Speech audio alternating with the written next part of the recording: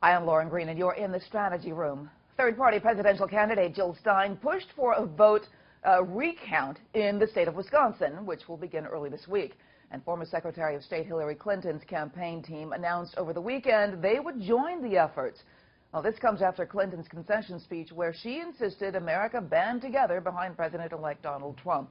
What message does this give, and could the recount matter? Joining me now, professor at Iona College and strategist at Applied Economics, Jeannie Zaino, and the vice president of the Manhattan Republican Party, Brian Morgenstern. Welcome to you both. Thank you. Brian, let me start with you because I'm sure you've been watching this. I mean, Trump has called this ridiculous. It's a scam. What is your take on this recount effort? It is a scam. It's a effort to build a fundraising list, and a very effective one at that, I might add, because they raised millions of dollars and over the course of just a couple of days, and have increased the goals subsequently as they've smashed their previous goals. Right. Look, we're not talking about close margins here. It's 10,000 votes in one state, 20,000 in another, 70,000 votes in another. Recounts generally produce a little bit of disparity, but not enough to make a difference in this. And it's not going to happen. This is a fundraising list building effort that is a scam, and it's hypocritical considering the fact that the Democrats leading into the election were hammering Donald Trump over the head, saying you have to accept the results of the election. Well, now the shoe's on the other foot, and here we are. You know, Jeannie, it actually gives them an emotional outlet for people who are just trying to clamor at something to hold on to in the wake of the election. But Clinton's campaign stated that they have very little hope for success in this, and that it's mostly to verify that hacking by Russia had not affected the results. What message does this send that Clinton is joining the Stein effort? So the Clinton team obviously had stayed away from this for a long time while this discussion is going on, and as you mentioned, has just announced that they will join the effort. But I would, suggest that there is a real question here in many people's minds, because there's only two possibilities. One is that the polls were very, very wrong, and the other is that something went dreadfully wrong at the polling box or in the ballot box.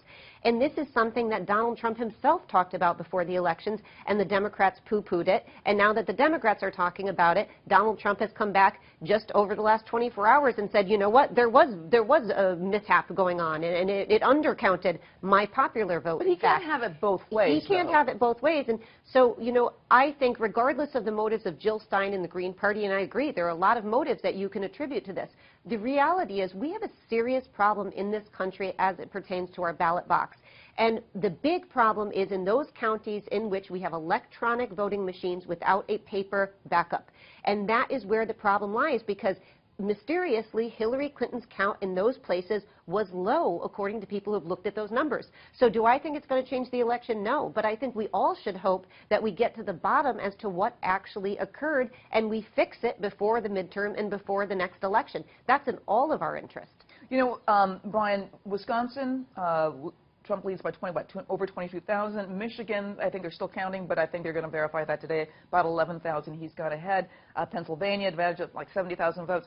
They really can't undo that. There's in the history of recounts, there's never been an overturn of that many votes, and Hillary's got to win all of them in order to come out, and actually change the election results. So what is really happening here? And, I want to read you a quote from Jill Stein. You talked about this, 2.5 million in 24 hours. Now the goal is 7 million. She said, quote, integrity efforts and, quote, promoting voting system reform. This is what they're going to actually use the surplus for. What does that mean to you? Integrity efforts and, quote, promoting voting system reform.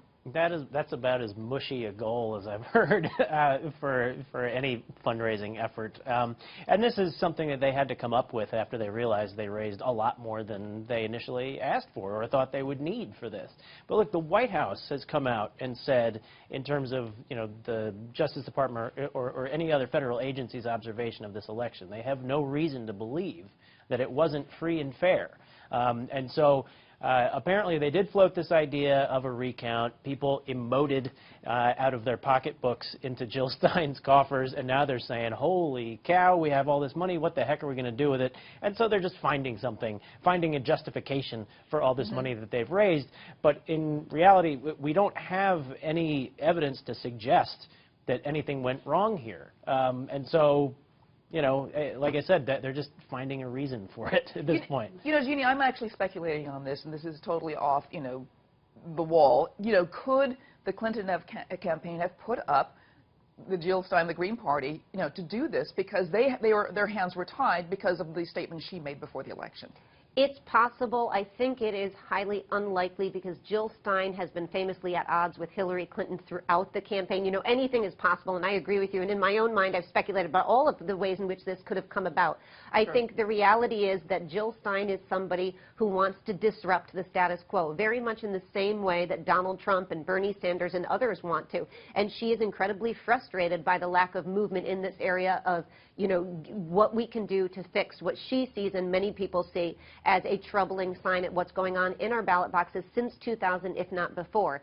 And the one thing I would say about the money is that, you know, the FEC controls how that money is spent. She can't spend it for her party. She can't spend it on campaigning. It's got to be spent in a way that's approved by the FEC. And I think that's something that journalists are going to have to hold them accountable to, because I agree, it's a lot of money they've raised, and you need to watch how that money is spent. It should be spent on what she's talking about, which is election integrity. That's got to be defined, because it's a broad thing, but it's a widely needed area that is not addressed in this country because so much money is required to address it. Okay, I want to thank you so much, Brian and Jeannie, for being here. And for complete political coverage, stay right here at foxnews.com. I'm Lauren Green, and thanks for watching.